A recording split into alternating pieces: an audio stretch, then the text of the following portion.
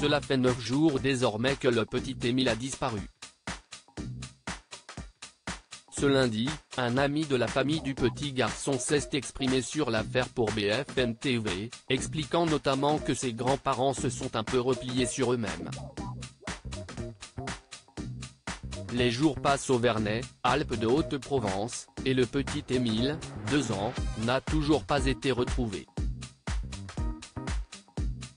Jean-Marcel, un ami de ses grands-parents, vient de témoigner pour BFM TV, déclarant notamment que ces derniers se sont un peu repliés sur eux-mêmes, par la force des choses.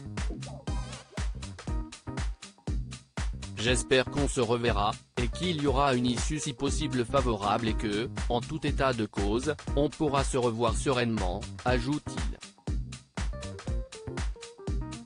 Il est également revenu la terrible image qui colle à ce petit village.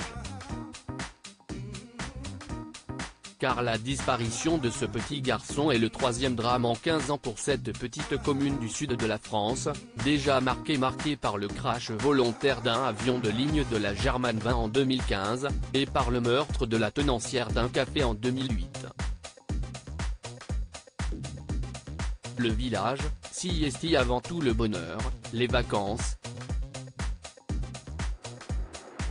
Ce n'est pas que la médiatisation qu'on en fait, assure-t-il.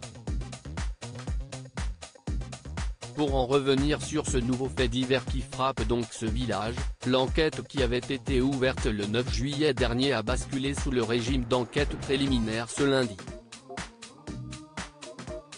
Après plusieurs hypothèses, une nouvelle piste vient également d'être évoquée par BFM TV. Elle est liée aux moissons actuelles qui a été mise en avant, et explorée par les enquêteurs sur le pont. Ces derniers ont passé au détecteur de métaux tous les ballots de paille du hameau du Vernet, entendant bien tout faire pour mettre la main sur le moindre indice.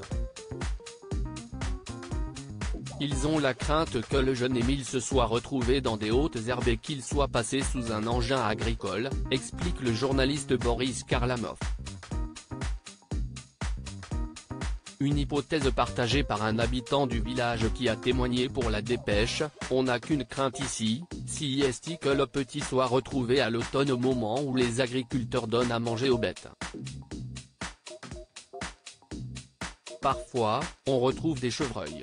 Le petit aurait pu se retrouver dans les herbes hautes et passer dans un engin agricole. Ça serait terrible.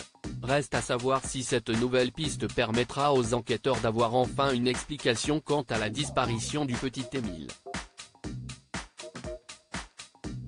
On imagine également que l'espoir de le retrouver sain et sauf, bien qu'il soit très mince, soit toujours présent dans ce village de l'Allier. Affaire à suivre.